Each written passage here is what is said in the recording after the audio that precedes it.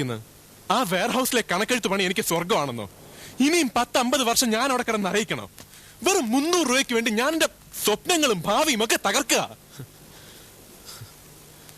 എന്നിട്ട് ഞാനാ സെൽഫിഷ്, സ്വാർത്ഥൻ. മമ്മ, ഞാനും സെൽഫിഷ് ആയിരുന്നെങ്കിൽ എന്നെ ഇവിടെ വിട്ട് പോയനെ, പപ്പയെ പോലെ. Leave me mamma. നീ എവിടേക്കാ പോന്നേ? സിനിമയ്ക്ക്. I don't believe that lie. Okay, എന്നാ കേട്ടോ. I am going to a drug den. ഓപ്പിയവും കഞ്ചാവും ഒക്കെ വലിക്കാൻ പോരെ. പിന്നെ ടൗണിലെ ഒരു നൊട്ടോറിയസ് ആയ വാടക കൊലയാളി സംഘത്തിലെ ഒരാളാ ഞാൻ.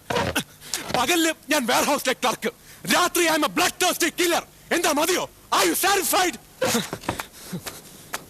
ഇപ്പൊ സീൻ കണ്ടില്ലേ? കണ്ടു. ഇനി ഞാൻ എന്ത് ചെയ്യണം? ഇനി ആ സീൻ നോക്കി ലിപ്പ് തെറ്റാതെ ചേട്ടൻ ഡബ് ചെയ്യണം. ശരി, നോക്കാം. ഓക്കെ. അമ്മ എന്താ വിചാരിച്ചു വെച്ചിരിക്കണത്? ആരോടെങ്കിലും തെണ്ടിയിട്ടാണെങ്കിലും കാശുണ്ടാക്കി മുടി വെട്ടണമെന്നാ? ഈ തലമുടി ഇങ്ങനെ വളർന്ന് പന്തലിക്കുന്ന എന്റെ തെറ്റാണോ?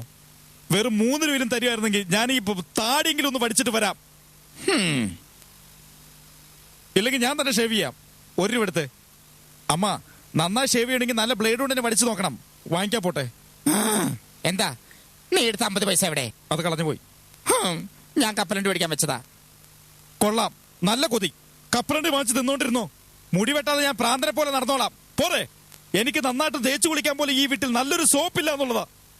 ബാർ സോപ്പ് തേച്ച് ശരീരത്തിലെ തൊലിയെല്ലാം പോയി. അവസാനം ഞാനിപ്പോ ഒരു വയസ്സിനെ പോലായി. എങ്ങനെ